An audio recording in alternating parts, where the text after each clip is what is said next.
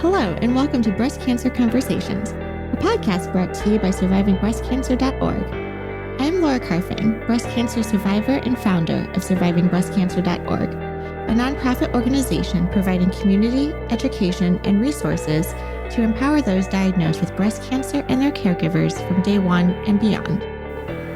Hello, it's so great to be with all of you today. For those of you joining us for the first time, welcome. For those of you who tune in each week, it's great to have you back. I feel compelled to provide you with as much information, support, and resources as I can through our show, our interviews, and my own personal experience with breast cancer. The interviews and connecting with all of you is the fun part, but there is a lot of sweat that come with the relentless hours of post-production and editing we do each week to bring our podcast to life. I have to give a shout out to our newest sponsor, Podigy. We all wear many hats, and I think most of you know that I am no exception, hosting the podcast, running a nonprofit, and working a full-time job. But my heart and soul could not be more passionate and committed each week to delivering inspiration, hope, and support. That's why I've made the decision to team up with Podigy. If you have a podcast or thinking about starting one, I highly recommend them. They are super easy to work with and are offering our listeners 25% off your first month when you mention Breast Cancer Conversations. We know cancer takes a village, and I'm glad to have Podigy part of my support team. In this episode, we're going to talk about toxicity. Sure, we're familiar with returning from vacation and needing to, quote-unquote, detox. Maybe it's a week of smoothies and preparing healthy meals, or sweating it out at the gym to release toxins. When you're diagnosed with cancer, we also talk about toxicity. This is typically within the context of chemotherapy or radiation, where the benefits of treatment outweigh the risks. Today, we're going to take a deep dive into the financial burden of a breast cancer diagnosis. It's the elephant in the room, right? We have amazing doctors who talk to us about treatment options, surgery options, what's taking place in the most recent and cutting-edge studies, as well as the outcomes of our prognosis. But he was talking to us about the cost of a cancer diagnosis. While we know that the cost of therapies and treatment is outrageously high, but what about the unintended costs associated with your diagnosis? Are you financially prepared to take time off of work to make it to weekly chemo infusions? Or pay for parking the next day when you need to return for the Neulasta shot? What about finding childcare so you can attend your follow-up appointments? These additional costs can sneak up on you and really become a hardship. That is to ask, are we financially toxic? Are we living with financial toxicity? To help shed light on this topic, we speak with Dr. Ryan Nipp, who studied this very topic. Dr. Nipp is a gastrointestinal oncologist and health service researcher at the Massachusetts General Hospital Cancer Center. He completed his medicine residency at Duke University and oncology fellowship at Dana-Farber Harvard Cancer Center. Dr. Nipp's research focuses on optimizing the care delivered to patients with cancer. Specifically, his research platform consists of studies interfacing between palliative care, geriatric oncology, and health services research. His goal is to improve the quality of life and the care for his patients with cancer and their families. He is interested in developing models of healthcare delivery to improve patients' quality of life, address their symptom burden, and promote patient-centered decision-making. Welcome to the conversation.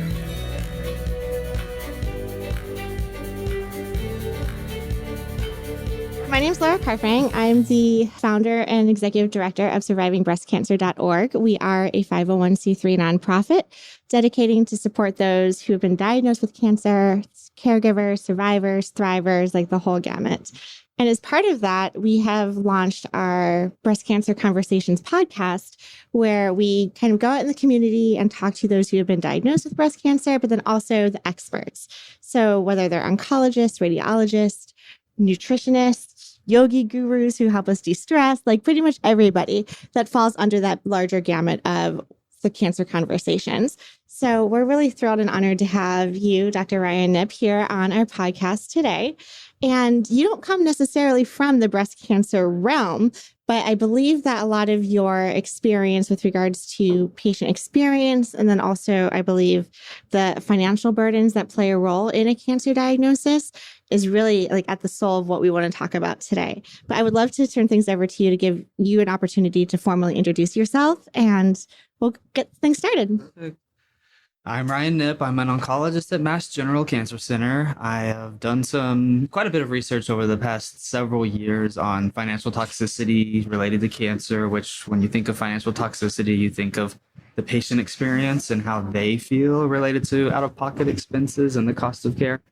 And so I had started doing that during my residency training. And actually, my first project was focused on a cohort that was the vast majority were patients with breast cancer. And so Okay. that's where I kind of started my passion for this topic. And so I will always be grateful for that population where we first kind of described the idea of what financial toxicity is and the financial burden that patients experience while they're going through their treatment. And then we've expanded and done quite a few other studies looking at, broader cancer populations. But it was really that first study, which was 90% patients with breast cancer. Wow. Excellent. So it's interesting because a lot of times when we think about like toxicity, my mind immediately goes to radiation toxicity, chemicals, chemotherapy, all of the toxicity that we're putting into our bodies and the long-term side effects of those.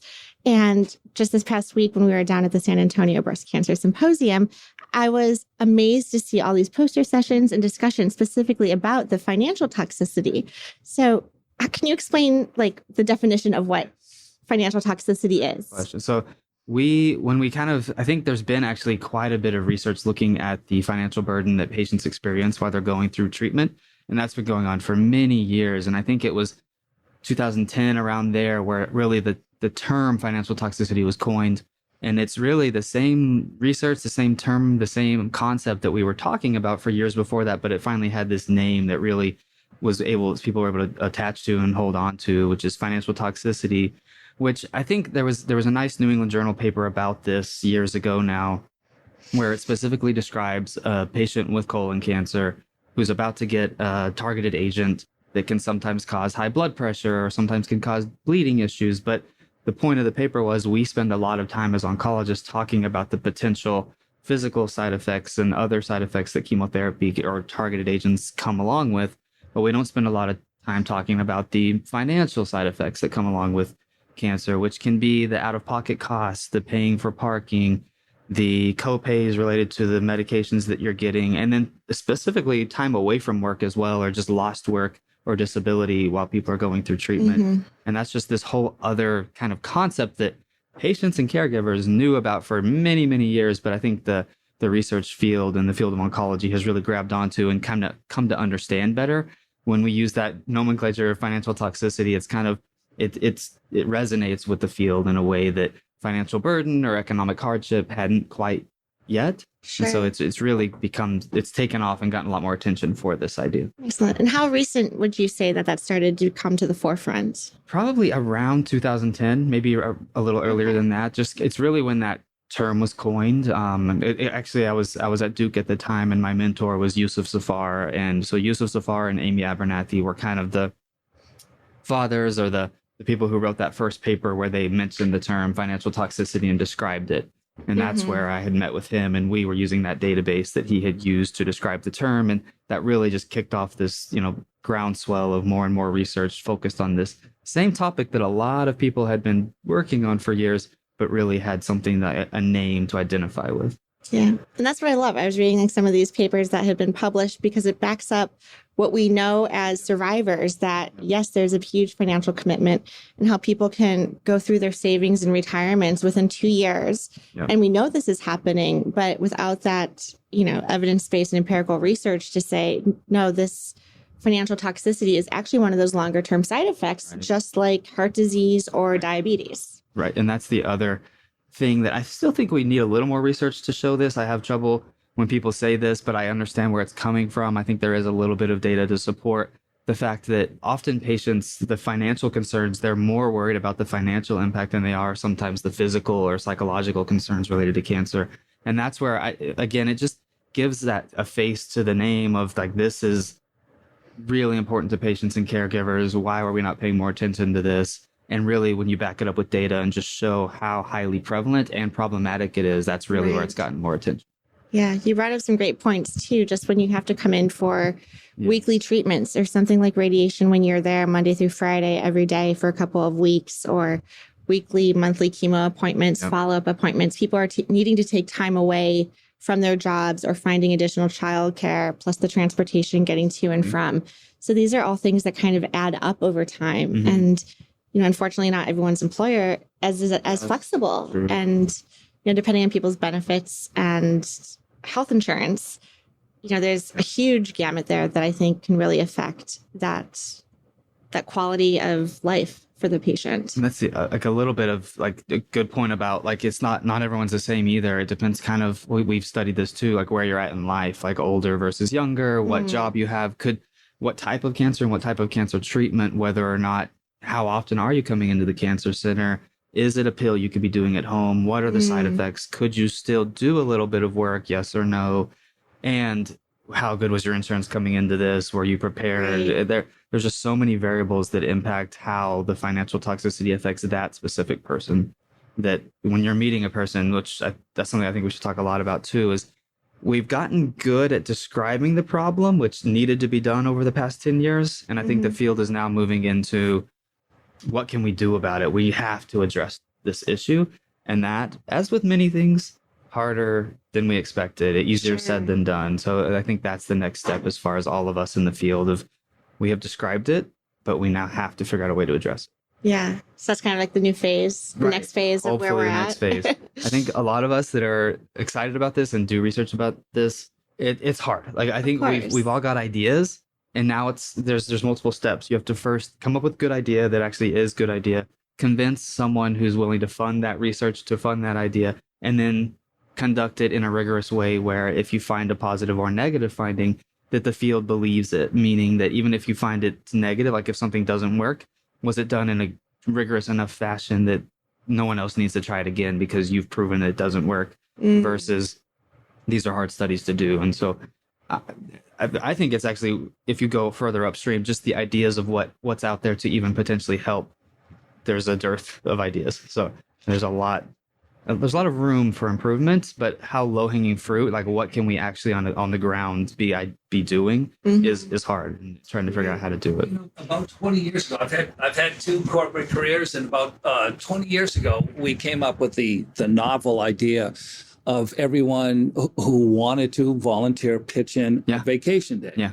And then that spread like wildfire. It was a good idea. It was a tipping point. And that's what you need to do. You need to achieve that tipping point throughout industry so that they have an appreciation for really helping out the patients. It's a great point. So getting into that a little bit, we've done some work at MGH, at Mass General, where we had done, for patients enrolled on clinical trials, we identified, or at least our theory was that patients who go onto cancer clinical trials, that's a particularly vulnerable population to financial issues because they are taking off more time to come to the cancer center. They're often traveling from farther distances because they had to come to Boston because this was the only place that the trial was open.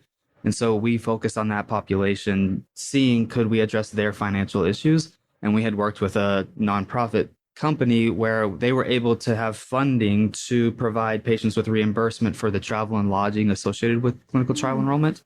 And what we have found with multiple publications now is that it is moving the needle. It is helping address patients' financial concerns. The problem is it wasn't a gangbuster. It wasn't a huge change because we were learning that there's other things. It's more than just travel and lodging. So it's going to have to be a little bit more than that. That alone did some. So that's great. And then it's expensive. It's, you're refunding money back to people that they've been paying, and people are traveling from long distances, and it adds up fast. So that kind of was the next kind of thought in our mind was, could we engage with industry to find a way that it incentivizes, it's a win-win by them helping patients with the travel and lodging costs. Not only does it help the patients and helps their quality of life and helps them stay on trial, but it helps patients to enroll and stay on their clinical trial in a way that the pharmaceutical company or the industry would, that's what you want. You want to actually be able to enroll to your study, see it out, and prove that if drug A or drug B works, it works. And we were able to enroll that trial and potentially faster. So you're able to complete the trials in a more rapid fashion. So there is a lot of, we were very excited about that. It's just, I feel like that's the future, and we do need to test it further. But I think it is coming up with novel ideas to engage with funders, someone who has the means to help with these issues. And another thing that I'm hearing about, in some ways, it's like if you take a step back and look at the forest through the trees, it's heartbreaking that we even have to talk about things like this.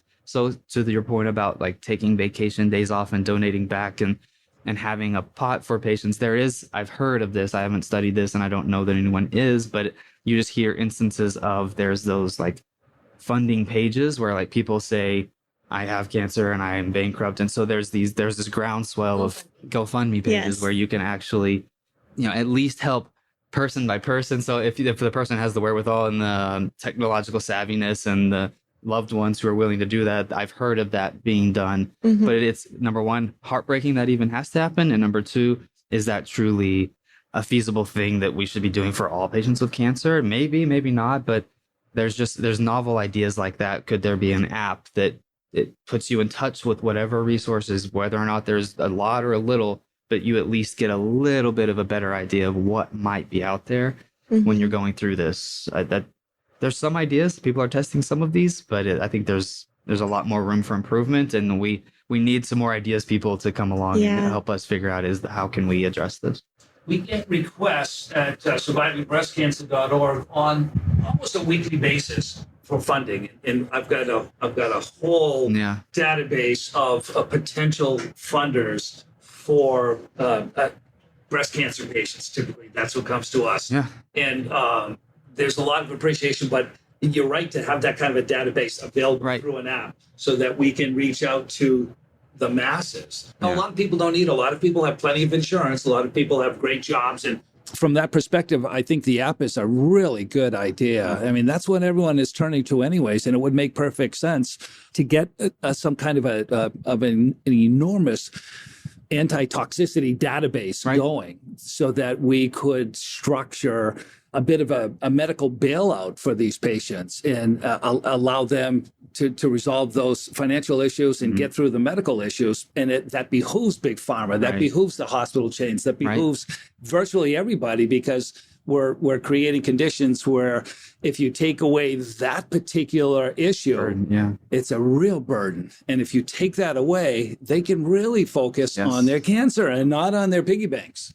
And that's the other thing we don't really know about. Again, it's like the tip of the iceberg. We don't know how much people are suffering about this. There's actually been quite a bit of research about patients are not always bringing this up in their oncology clinic visits for various reasons. One of the top reasons, which is very valid, is that they don't know how much we can do about it. And there's been studies on the oncology side of why don't we bring it up with our patients? And yet again, part of the issue is we don't know, even if we open that can of worms, what we might be able to do to help. And so is both sides. And that's something that I've talked about in the past, is that at the very least, could there be education around the idea of, sure, maybe there's not a lot that we could do, but there are some things, and please bring it up to me in clinic, because we could at least talk about, say we're making you come in every week. Maybe we could do a phone call for some of these things. That, the future with telemedicine, could that take some of the burden from people?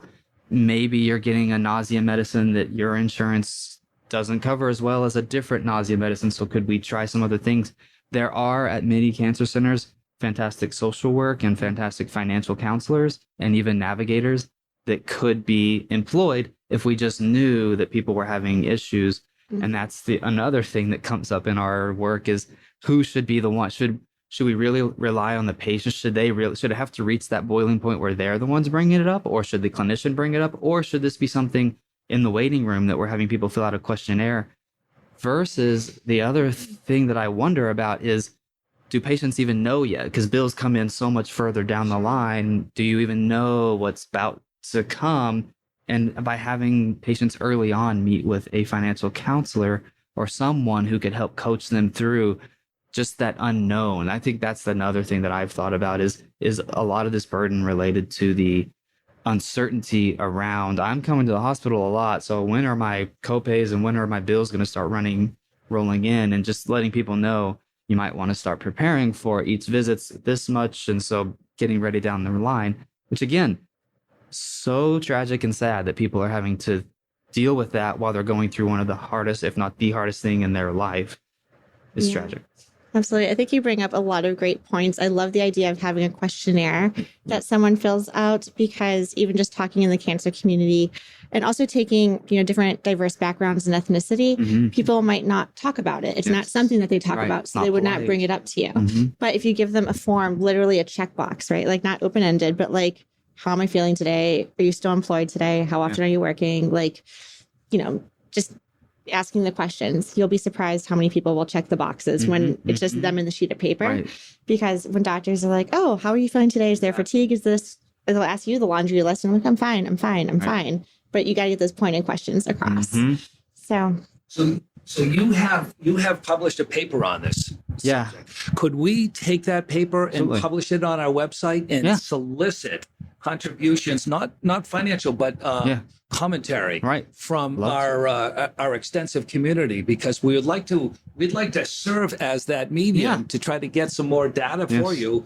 And to answer your question, typically patients aren't good self-advocates. They just aren't. And that's where we have to, that's on our end. We need to advocate and empower patients to have that space. And that's where is it that anonymity of being able to do it on a piece of paper or on a tablet in the waiting room. Yeah. Versus, I still wonder if people don't even know yet. And by the time it does hit them, is it too late? And so could we find some other triggers like address, employment, insurance type, but we know you may be at higher risk, so we're going to bring this up specifically, or having like everyone intervention, like proactively identifying.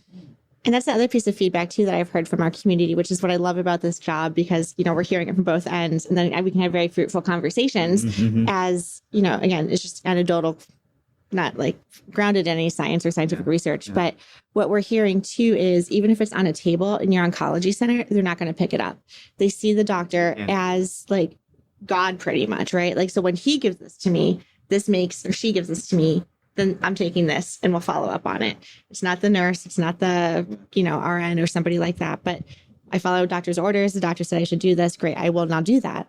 And, I think that's part of like the culture and the education that we're just living in right now. Well, the other thing that I do a lot of survey research where we're asking people about their symptoms and quality of life.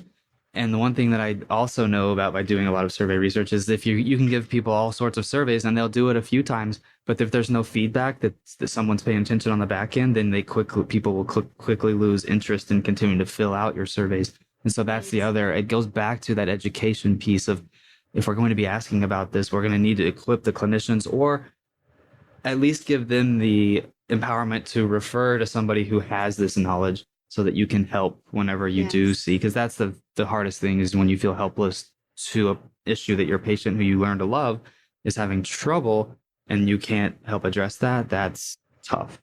Yeah. Right. And that also begs the question that you're just mentioning. It's hard to even ask the question because we don't have the resources to be able to provide. So speaking of the financial toxicity too, I'm just thinking some of the obvious ones that you just mentioned was, taking time off from work, the parking, the travel cost, the lodging cost. Has it ever come up in terms of like food cost, or being able to like be home and provide meals for the families, or other costs like daycare costs, or things that we haven't considered that would be very helpful in supporting those life decisions? Or go exercising and having the time to do that. So no matter what you're recommending, are people able to do it? Because eating right and exercising well can be expensive and time consuming, and you're spending your time on other things, and you need to be working when you're not at the cancer center. Yeah. But to your question, no, there's not. That's actually another issue in the field a little bit, is that we have our questions that we use. And if you look into this field, you'll see it's the same 20 questions that we ask people a lot about savings, about have you, stopped going on vacation? Have you worked more? Have you had your family work more?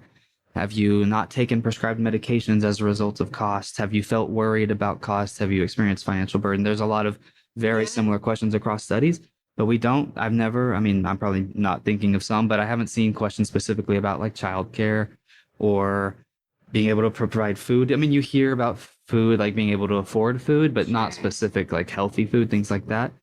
And then the other thing I was going to say is that a lot of the studies, there's a specific measure that's been validated to assess for financial burden. It's called the cost measure. It's something about financial toxicity is within that measure.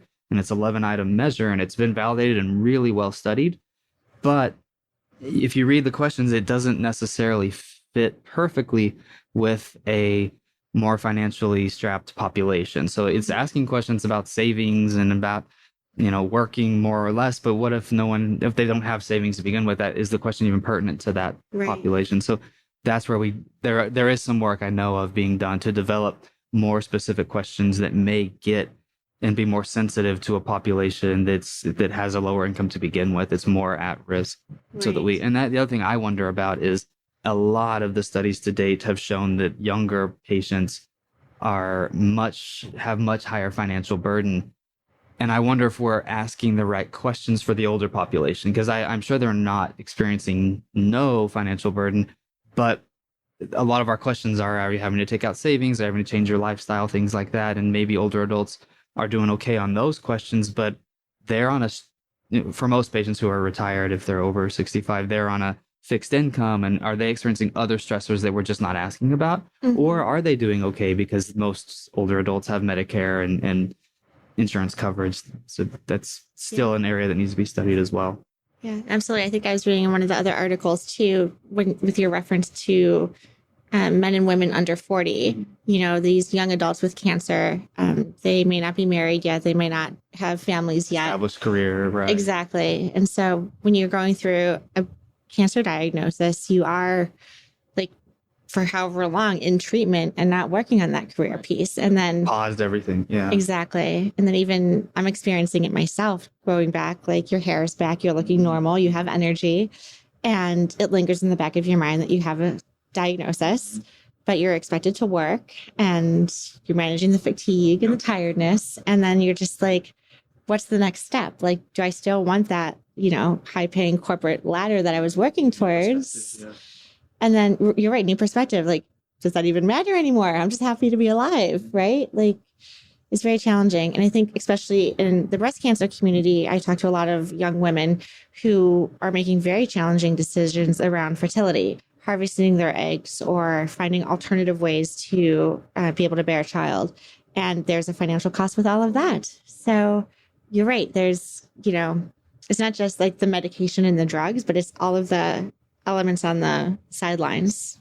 And it doesn't seem like, when you think about it, it all not much of it adds up in the other direction. It's all kind of adding up towards adding to the financial burden or the economic hardship or the financial side effects that people are going through. There's not a lot out there that's not combined on top of that. I mean, you kind of hinted at, you have other symptoms that are even if you were able to work, you're not feeling great. So how effective can you be? And that's tough. And we've done some qualitative work where I've heard repeatedly that there's also this guilt of, I'm going through this and others are able to work. Why can't I? But I just can't seem to feel good enough. Is there something wrong with me? And it's tough because it's expectations too. Not everyone's going to have the same side effects and ability to work throughout this.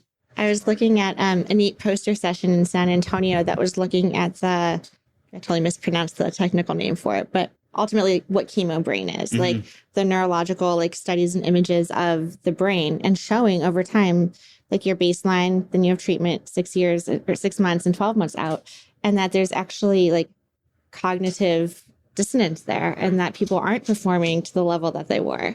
So I'm glad now that there's studies to show that.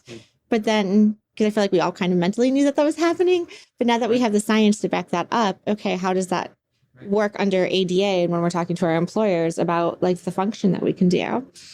And I also hear with a lot of women also who are managing with the neuropathy, not being able to do the typing or the receptionist work that they used to be able to do. So again, it's these longer term effects that, at least what I take at survivingbreastcancer.org is, okay, this is surviving breast cancer, right? It's no longer active treatment has now ended.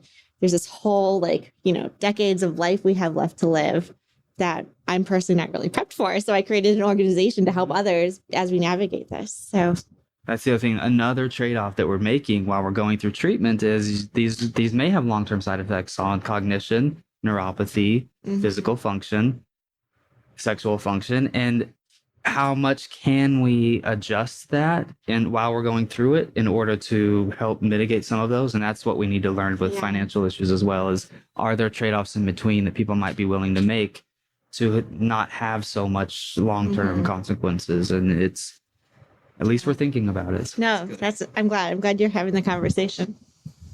The next topic that I wanted to hear from you was your composition on palliative care and the chronically ill or those who've been diagnosed, and when is the most opportune time? Yeah, this is something where I sometimes struggle with. My passions are geriatric oncology, palliative care, and financial burden. And the intersection of those doesn't always meet perfectly. And then there's politics involved. So when you talk about palliative care, there actually is quite a bit of data that sometimes you can decrease costs, but that's controversial. And we've never really looked at financial burden in relation to palliative care, but you wonder if by having palliative care involved, you may be helping with the financial side effects in some way, whether it's helping people handle that psychological distress, handle the uncertainty, or just coming to grips with the fact that it's going through cancer and it's just another side effect that palliative care can help address.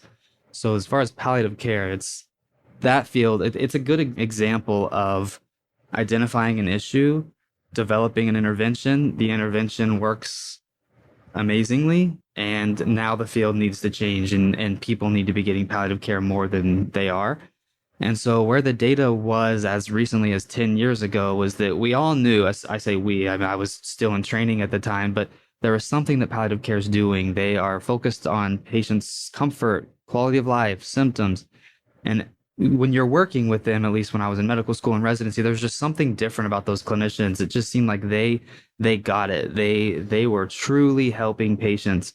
So then there was data first in 2009 in a JAMA paper, and then in 2010 in a New England Journal article from my mentor here, which is Jennifer Timmel, where we were able to show, or she was able to show, with earlier involvement of palliative care. And by early, they defined it as within 2 months, within 8 weeks of of a patient's diagnosis with advanced lung cancer was that population. Getting palliative care involved helped with patients' quality of life as well as their depression. And then another side effect of palliative care within that study, which is fascinating to understand, to kind of unpack, like, why did that happen, was that the patients who got early palliative care in that study had longer survival. And so in some ways it's great for the field because we were able to show, by getting better quality of life and symptom control, we're not shortening life. That's amazing. And I say we, the palliative care clinicians. And whether or not we're actually prolonging life and how has never truly been understood, but hey, we'll take it. That's fantastic that people are living longer and living better with palliative care. That's like the gold standard for an intervention. If you're able to help people live better and live longer, that's amazing. And so that's where the field of palliative care was able to then, at least I've heard people in the field call that the Big Bang, where that was truly a moment where the field came together and said, wow, we now have the highest level of evidence that early palliative care works. We now need to start implementing this. And so now the whole implementation phase is still ongoing, which is, we know that there's an intervention out there that works, which, as we were just talking about with financial issues, we need to first figure out an intervention that works. But then the next step is, how can we get that to everyone? So I would argue that all people with advanced cancer would benefit from palliative care. I mean, essentially, it's one of those things where almost all people in general would benefit from palliative care. These are just thoughtful, amazing clinicians. But there's a shortage of those clinicians in the world, and so it's a limited resource. And so then there's been this discussion of, how do we identify the most high-risk patients, or how do we identify a population that's the most needing of that intervention? And that's hard, because it's, how do you identify, like I said, I think everyone would benefit from it, is when you identify a very high-risk population, well, then are you identifying a population that's so high risk that palliative care, they need palliative care just like everyone does, but have we also, did they need it earlier on? And so by that point, are the symptoms so refractory that we're really not able to do as much as we would have been able to do if we had been able to get in touch with them earlier on? And so that's what that field is kind of at, is grappling with the limited workforce, but we know what they do works, which I think is cool. Like, that's where you can come up with these really novel ideas of, can we do telemedicine palliative care? Can we do collaborative care models where we have nurse practitioners or technicians or care coordinators seeing the patients, and then there's a palliative care clinician in the background helping coach? There's a lot of cool ways to think about, can we just increase the workforce by increasing more nurses and nurse practitioners that are helping and able to and equipped to help with palliative care needs? And then the whole other part of palliative care is, does everyone need exactly what was given to the patients in the New England Journal paper, or could we ease off a little bit and do kind of higher level so that the palliative care clinicians that we have can move on more quickly and see more patients? So there's just a lot of cool things to be said about the palliative care field. That's exciting. It's very exciting. Exciting news. I'm looking at some of the questions, Maddie, that you've thrown up on the board. Piggybacking off of what you were just mentioning about like the populations and the demographics. I think, Maddie, you're asking which populations or demographics get affected most by this financial toxicity.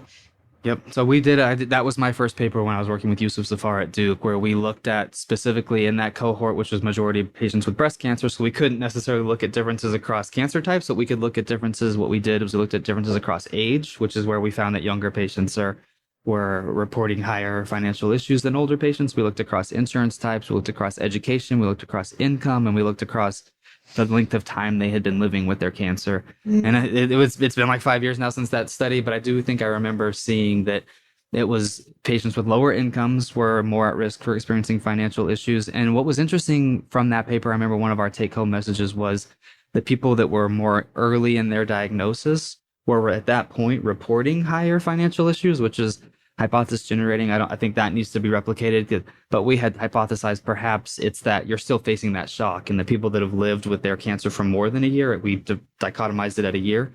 The people that had lived beyond a year were having less financial burden than those that were within a year. And we wondered if it was just they were still kind of grappling with the whole diagnosis and just this sudden shock to their finances. And those that had gotten to a year had kind of figured out how to cope or had at least overcome that hurdle of that shock. So that's a great question about the populations at risk. Yeah. I just signed up for a whole bunch of doctor's appointments being the end of December because I know that my deductible is going to, reset in January, and not surprisingly, I should say, I normally match it out by February, so it's fine. Which is another strategy, actually, right? Yeah. If you're savvy, so you know to do that. So that's just another strategy that people should take advantage of if they have that opportunity with their insurance. So another thing is this isn't just like a one-step solution where it was not just doing treatment of cancer. Again, there are so many side effects that follow you after you've been cured, and you need treatment for that as well. For example, eating healthy and also coping with, depression that, follows you through after cancer as well. And, paying for those sessions are also expensive, and people kind of forget that. And I feel like, how would you suggest that people bring that topic forward when, you are, even when you leave your oncology team? I know you don't ever leave your oncology team, but how would you bring that up? And how would you have that discussion? How would you encourage patients to have that discussion with the team? Yeah, I think excellent question. If I understand, I'm kind of, I'll generalize of how do you have that? How would I recommend a patient bring up their financial concerns just in general? And I probably can't speak for everybody. I'm specifically passionate about financial burden, but I really value when patients bring it up. It's not often, 1 out of 20 ever mention it at all. And that, for me, it's again the tip of the iceberg. If they say anything about they're having trouble with the bill or they got some unexpected bill, just the fact that they mention anything at all, that's kind of a grab onto that and mention have you been having any other issues with finances? I'm pretty frank with my patients. I'm honest if it's not much I can do about it, just to let them know, I'm glad they mention it. But that's the other thing is we can strategize, is there a time of year where you've already kind of hit the limits with insurance? And if it makes more sense for us to reschedule, we can do that. Or are you be honest with me, are you not going to fill this medicine because there's no way you can afford it, versus tell me, do I need to do 9 refills versus 3? Does your insurance prefer that I do that? And would there be less copays that way? Just strategizing ways to help cut back on some of the out-of-pocket expenses. And like I mentioned before, at least with a lot of cancer centers, if you have to drive into town, pay for parking, be away from work, could we spare you that by a phone call? And could there be other strategies? So just bringing up the idea and just being honest. And that's where I do feel I hope patients have an oncology team that they feel comfortable enough bringing up anything. There's so many kind of touchy subjects that I don't know that patients, I hope they would feel comfortable enough with their team to bring up finances, sexual health, fear of recurrence. These are hot topics that clinicians, we're all talking about it and we may not have the answers, but we're comfortable. I say this about myself with people bringing it up at this point. And by the point, that's the thing I love about oncology. We really get to know our patients. And so by that point, you can be honest about what you can and can't do, but at least you know that that's something it's kind of the elephant in the room. Like when you're prescribing nausea meds or hormone medicines for breast cancer, like is there a reason people may not be as adherent to medications, and is it related to cost? So at least it's out in the open and you're not wondering. And, again, I think my brain is like churning because I'm so excited. I'm like, okay, all of a sudden I feel like we should do like a clinic, like a workshop, and, show people like, here are some strategies that they can implement right away. These are some questions, and like, here's a worksheet that you should be asking all of your doctors. I actually got a bill. So after my diagnosis, I started to go for some therapy because I was dealing with depression and anxiety and a traumatic health experience. And then I got a bill for that therapy session and was like, wow, this is going to increase my depression and anxiety because I cannot pay for this. And I literally went to my doctor and said, this is what came to me in the mail. This is like half my rent. Yeah. I can't see you anymore. There's oftentimes when people bring up bill issues, I'm like, really? So we talk with our social work and financial people to make sure that was accurate and first of all, make sure that was appropriate for them to get that bill. And then second, if it was, figuring out a way to avoid it in the future or... Yes. And I know it's hard practice to get into. Also, I feel like my attorney friends out there in the world are very organized. Yes. But, you go in and, you record the date, who you met with, what you got done.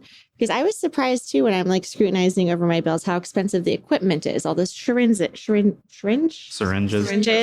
Yeah, for like the shots or like the different biopsies, tests and everything that we're getting. There's a bill for everything. And so just making sure I'm like, am I really being charged twice for this? Or do they really prick me twice type of thing? So I think there's some small like human error that can happen in terms of billing. Again, how sad and tragic that like that's the thing. You're very savvy, educated, and that you think you need to take notes on every single person you meet and everything that happens so that you could arbitrate at some point. That's just tragic. And I guess that's the other thing is that there are like novel care models coming around where, for every given visit or every given diagnosis, there's a bundle, it's like bundled payments where it's less about every specific syringe and shot and medicine. And it's more about so that like whether or not that helps or not with the finances or what the patient feels, I don't know yet, but it's just sad that like you wonder about every little thing, or maybe there was somebody in the background that you didn't, like the radiologist or the pathologist, that you didn't even recognize that name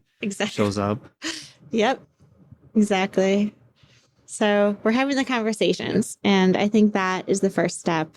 It sounds like we have a lot of idea. That's the other thing I would say, like you just brought up about like we need like a workshop to bring like what's the lowest hanging fruit. I would encourage people, if there is any issue at all, there are plenty of websites. If you just look up financial burden or financial toxicity associated with cancer, there's a lot of how helpful they are. I don't know, but there's a lot of websites out there where there are companies and organizations interested in this, and they are pretty well done. And just looking into those like top 10 kind of hits that you find, there are there's apps out there. There are companies out there. There are people wanting to help. And then the other side of that is that's broadly, that's internationally, nationally. And then just within your own cancer center, asking if you can meet with social work. Maybe you're not comfortable asking the question about finances, but you could ask to meet with social work. And social work can help with numerous things, but they can also put you in touch with the resources for financial issues, because every institution has their own financial resources. How good they are, probably the quality is probably variable across places, but that's one thing. And then there is the internet, and it's growing, and there are some pretty good organizations and apps. Excellent. And again, to continue this relationship and partnership, if there's anything as you're thinking about like how survivingbreastcancer.org could provide, $50 gift cards to the grocery stores, or, if they participate in a trial, they'll be recipients of X, Y, and Z. And that's something that we can concretely go out and fundraise for, knowing that it's having, a direct impact on somebody. So. And it's just like, how organizations that are raising money for research could that be something where there's a kind of this movement to, we need more patients at our research meetings every year. We have an annual ASCO meeting. You're talking about the San Antonio meeting. Is there a way where we can get more patient advocates and patients there, and at least getting rid of the finances related to that, just so that we can have more of the patient voice at our conferences. Like that's pretty low-hanging fruit too. Yeah. We heard that at during our discussions with McGee Women's Research Institute down in Pittsburgh, and they said that the patient advocacy commentary was so welcome, and they were really adjusting on the fly. And I see a real incentive in chatting with those clinicians down there. They can't get enough people into trials. And one of the reasons, of course, is always financial too, is fear and just apprehension. But to incentivize them and let them know that there's economic feasibility associated with that. Not that we want to pay you, but if you have a hardship, we think that we can resolve some of those issues. Like with most breast cancer patients, they tend to be women, and some of these women are homemakers, and sometimes they don't really know their financial situations, because they don't handle the finances. And so having that conversation with your oncology team can be extremely difficult when you don't know where the money's coming from, where it's going. And again, like you mentioned, having a social worker talk to them, even then, like, what would I bring to my social worker? How would I explain my situation to like facilitate a proper outcome, I guess? So I'm probably spoiled. We're spoiled at Mass General. Our social workers are so lovely. They will meet you where you're at. So the social workers, at least here, would at the very least find you at your next visit, whether or not it's in your room or in the infusion center, and just catch you wherever you are. And you can say, I don't even know where to begin. And then they can meet you where you're at. I would recommend at the next visit, just bring in your last pay stubs or what was your income last year, or what were your expenses over the past month. They can help prepare you so that you can be more equipped.